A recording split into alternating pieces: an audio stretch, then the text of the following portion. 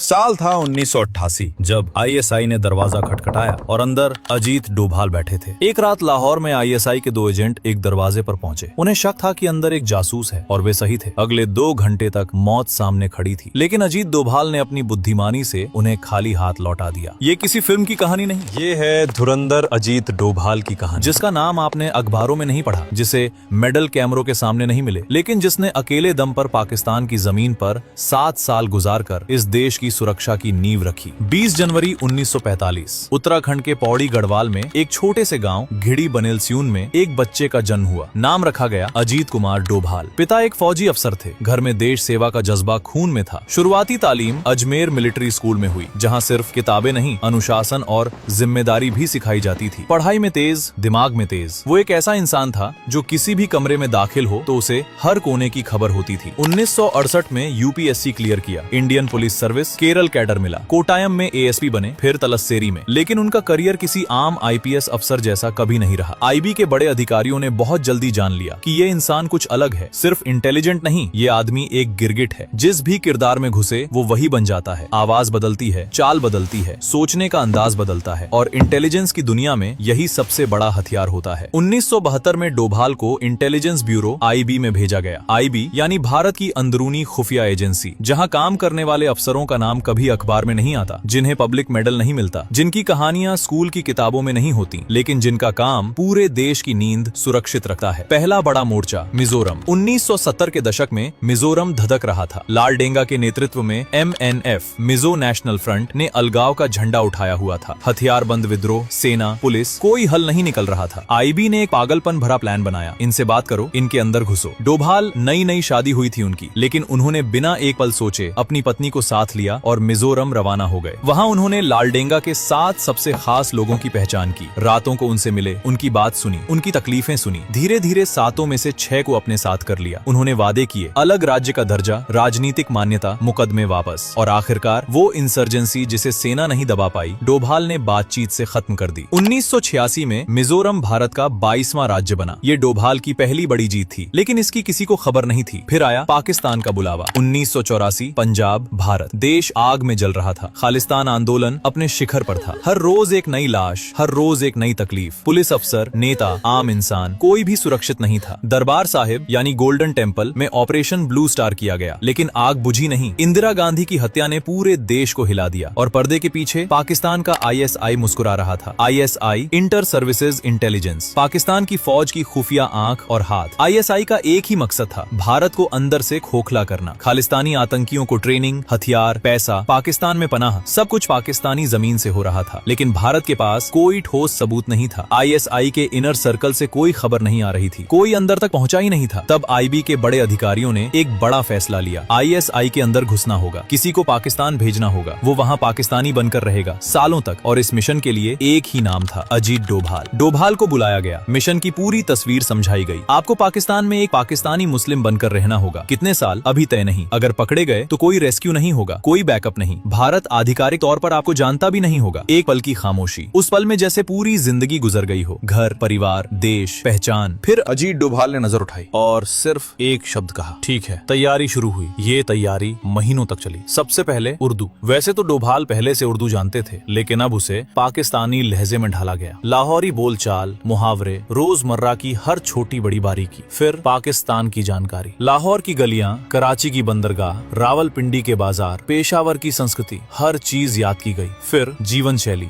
एक आम पाकिस्तानी मुस्लिम की दिनचर्या, नमाज, रहन सहन, सब कुछ सीखा गया। और फिर एक खास तैयारी। डोभाल के कानों में छेद थे। हिंदू पुरुषों में ये आम बात है। ये एक जानलेवा निशानी थी। किसी ने देख लिया तो सब खत्म। तो प्लास्टिक सर्जरी करवाई गई, कानों के निशान मिटाए गए। अब वो पूरी तरह से एक पाकिस्तानी मुस्लिम थे। एक नई पहचान बनाई गई, नया नाम, नई कहानी, नया अतीत। एक ऐसी पहचान जो पूरी तरह असली लगे। ये सब इतनी गहराई से दिमाग में बैठाया गया कि मिशन के दौरान वो खुद को भी एक पल के लिए नहीं भूलते थे, क्योंकि एक छोटी सी गलती और वापसी का कोई रास्ता नहीं था। अजीत डोभाल ने भारत छोड़ा। वो पाकिस्तान में दाखिल हुए, एक पाकिस्तानी की जिंदगी लेकर। शुरू के हफ्ते बहुत खतरनाक थे। है। नई जगह, नई जबान का अभ्यास, नई पहचान को जिंदा रखना। एक जर्रे भर भी कोई शक करे तो सब खत्म। लेकिन डोभाल की ट्रेनिंग और उनका दिमाग कमाल का था। धीरे धीरे उन्होंने अपनी दुनिया बनाई। एक मोहल्ले में रहने लगे, कुछ लोगों से दोस्ती हुई, लोग उन्हें जानने लगे, उन पर भरोसा करने लगे। कोई नहीं जानता था कि ये इंसान कौन है। वो एक बिल्कुल अदृश्य पाकिस्तानी थे और यही उनकी सबसे बड़ी ताकत थी। लेकिन एक दिन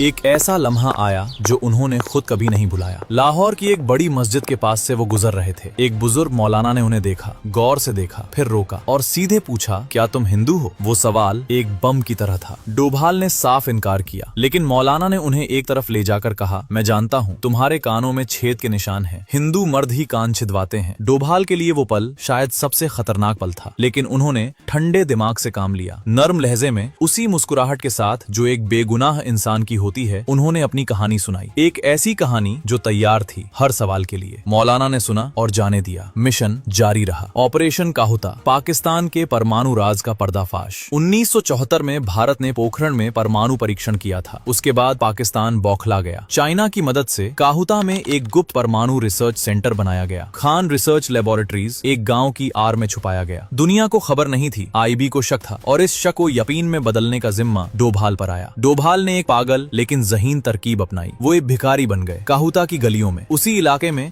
जहाँ परमाणु वैज्ञानिक रहते थे, वहाँ एक नाई की दुकान थी जहाँ यही वैज्ञानिक बाल कटवाने आते थे और डोभाल वो बाल इकट्ठा करते रहे। जो नाई फेंक देता था वो डोभाल उठा लेते थे, छुपाकर, सावधानी से। वो बाल भारत भेजे गए। टेस्ट में नतीजा आया, बालों में यूरेनियम के निशान मिले। पाकिस्तान परमाणु हथियार बना रहा था। ये अब सिर्फ शक नहीं था, ये सबूत था। इस जानकारी की वजह से भारत ने अंतर्राष्ट्रीय स्तर पर कदम उठाए। माना जाता है कि इस इंटेलिजेंस ने पाकिस्तान के न्यूक्लियर टेस्टिंग को करीब 15 साल पीछे धकेल दिया। एक भिखारी के भेष में एक जासूस ने दुनिया का सबसे बड़ा राज खोल दिया था। पूरे 7 साल अजीत डोभाल ने पाकिस्तान की जमीन पर एक पाकिस्तानी की तरह जिंदगी जी। इस दौरान वो धीरे धीरे उन लोगों के करीब पहुंचे जिन्हें ढूंढना था। आईएसआई से जुड़े लोकल कॉन्टैक्ट्स, पाकिस्तान से चलती खालिस्तानी फंडिंग की चेन, भारत के अंदर काम करने वाले आईएसआई लिंक्ड ऑपरेटर्स की पहचाने। ये सब कुछ बिना किसी एडवांस्ड गैजेट के, बिना किसी सैटेलाइट फोन के, सिर्फ एक खतरनाक इंसान अपने दिमाग के साथ। 1988 से 89 के दरमियान उन्होंने कुछ क्रिटिकल इंटेलिजेंस इकट्ठा की, जिसमें आईएसआई के कुछ लिंक थे जो पाकिस्तान से डायरेक्ट खालिस्तानी नेटवर्क्स को फंड कर रहे थे। एक बार एक आईएसआई लिंक्ड इंसान ने उनसे पूछा, तुम यहाँ काफी वक्त से हो, कहाँ के हो? वो सवाल एक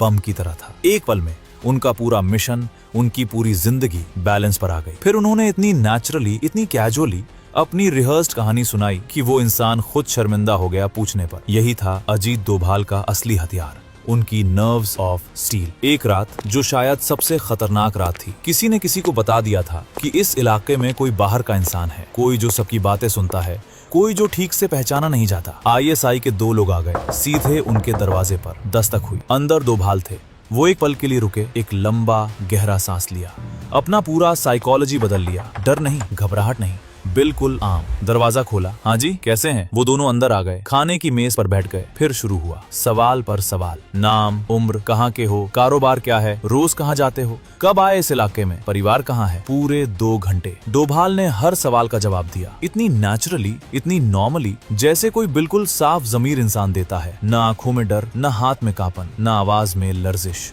परिंदा भी पर नहीं मार सकता था उनके जहन में जो तूफान था। 2 घंटे बाद वो दोनों उठकर चले गए, खाली हाथ। मिशन जारी रहा। 7 साल बाद एक दिन भारत ने उन्हें वापस बुलाया। जिस खामोशी से गए थे उसी खामोशी से वापस आए। कोई प्रेस कॉन्फ्रेंस नहीं, कोई अवार्ड सेरेमनी नहीं, लेकिन जो इंटेलिजेंस वो अपने साथ लाए वो भारत की सिक्योरिटी एजेंसियों के लिए एक खजाना थी। आईएसआई के पाकिस्तान बेस्ड ऑपरेटर्स की लिस्ट, भारत बेस्ड नेटवर्क्स का मैप, खालिस्तानी आतंकियों के पाकिस्तान कनेक्शंस के ठोस ट्रेल्स। ये जानकारी पंजाब इंसर्जेंसी को जड़ से उखाड़ फेंकने में काम आई। वो अकेले भारत के लिए एक पूरी एजेंसी के बराबर काम करके आए थे। 1988 ऑपरेशन ब्लैक थंडर। पाकिस्तान से लौटने से पहले एक और काम, गोल्डन टेम्पल एक बार फिर खालिस्तानी आतंकियों का गढ़ बन गया था। सरकार ने फैसला किया ऑपरेशन ब्लैक थंडर, लेकिन अंदर कितने आतंकी हैं, उनकी पोजीशन क्या है, हथियार कहाँ है? बिना इस जानकारी के ऑपरेशन अंधे में तीर चलाने जैसा था। डोभाल ने एक रिक्शा वाले का भेस लिया। एक पाकिस्तानी आईएसआई एजेंट जो खालिस्तानियों की मदद को आया है वो गोल्डन टेम्पल के अंदर घुस गए, खालिस्तानी लीडर्स से मिले, उनका भरोसा जीता। ऑपरेशन से 2 दिन पहले वो बाहर निकले, अपने साथ लाए आतंकियों की तादाद, उनकी पोजीशन, हथियारों की जगह, पूरी इंटेलिजेंस। ऑपरेशन ब्लैक थंडर कामयाब रहा और इस कामयाबी में सबसे बड़ा हिस्सा था उस रिक्शा वाले का। इस ऑपरेशन के लिए अजीत डोभाल को कीर्ति चक्र से नवाजा गया, भारत का दूसरा सबसे बड़ा शांतिकाल वीरता पुरस्कार, पहले पुलिस अफसर जिन्हें ये सम्मान मिला। पाकिस्तान से वापस आकर डोभाल का करियर नया मोड़ लेने लगा। कश्मीर 1990, घाटी में हालात बेकाबू हो रहे थे, सैकड़ों युवा हथियार उठा रहे थे, पाकिस्तान उन्हें ट्रेनिंग और हथियार दे रहा था। डोभाल वहां गए, उन्होंने एक ऐसा काम किया जो कोई सोच भी नहीं सकता था। उन्होंने खुद हथियार बंद मिलिटेंट से संपर्क किया, कूका पारे जैसे मिलिटेंट्स को जो पाकिस्तान की ट्रेनिंग लेकर आए थे उन्हें समझाया, उन्हें काउंटर इंसर्जेंट बनाया, यानी उन्हीं आतंकियों को भारत की तरफ कर दिया। इसी रणनीति ने 1996 में कश्मीर में पहले विधानसभा चुनाव का रास्ता साफ किया। 1999 IC 814 हाईजैकिंग, इंडियन एयरलाइंस का जहाज 155 यात्रियों के साथ अपहरण कर लिया गया। काठमांडू से दिल्ली जाते वक्त कंधार अफगानिस्तान ले जाया गया, तालिबान की जमीन पर। भारत सरकार ने नेगोशिएशन टीम भेजी, उस टीम का सबसे अहम सदस्य अजीत डोभाल। एक तरफ हाईजैकर्स, दूसरी तरफ तालिबान, बीच में 155 बेगुनाह लोगों की जानें। डोभाल ने वो किया जो वो हमेशा करते थे, ठंडे दिमाग से, हर बात सुनकर, हर पहलू को समझकर। कई दिनों की बातचीत, आखिरकार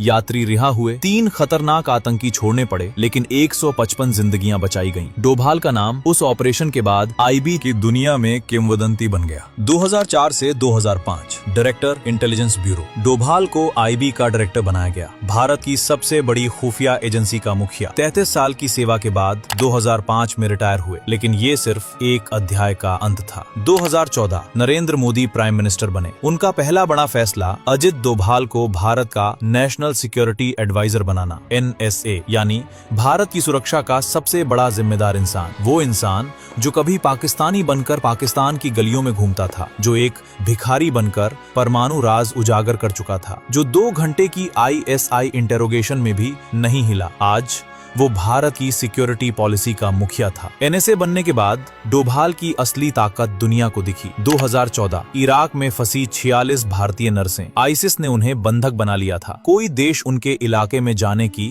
हिम्मत नहीं कर रहा था। डोभाल ने पर्दे के पीछे से बिना किसी फौजी कार्रवाई के 46 नर्सों को सुरक्षित वापस लाया, एक भी खराश नहीं। 2016 URI हमला, 18 भारतीय जवान शहीद हुए, पूरा देश उबल रहा था और 28 से 29 सितंबर 2016 की रात इंडियन आर्मी ने लाइन ऑफ कंट्रोल पार कर पाकिस्तान ऑक्यूपाइड कश्मीर में सर्जिकल स्ट्राइक्स किए, 35 से 40 आतंकी मारे गए। ये पहली बार था जब भारत ने LOC पार करके सर्जिकल स्ट्राइक की। डोभाल उस रात साउथ ब्लॉक के वॉर रूम में थे, पूरी रात हर मूवमेंट मॉनिटर करते हुए। 2017 डोकलाम, चाइना ने भूटान की जमीन पर सड़क बनाना शुरू किया, भारतीय सेना आगे बढ़ी और रोका। 73 दिन तक दुनिया की 2 सबसे बड़ी सेनाएं आमने सामने खड़ी रहीं। डोभाल बीजिंग गए, चाइना के NSA से मिले और बिना एक गोली चले चाइना पीछे हट गया। 2019 पुलवामा, 40 CRPF जवान शहीद। 12 दिन बाद बालाकोट, पाकिस्तान में IAF के मिराज जेट्स ने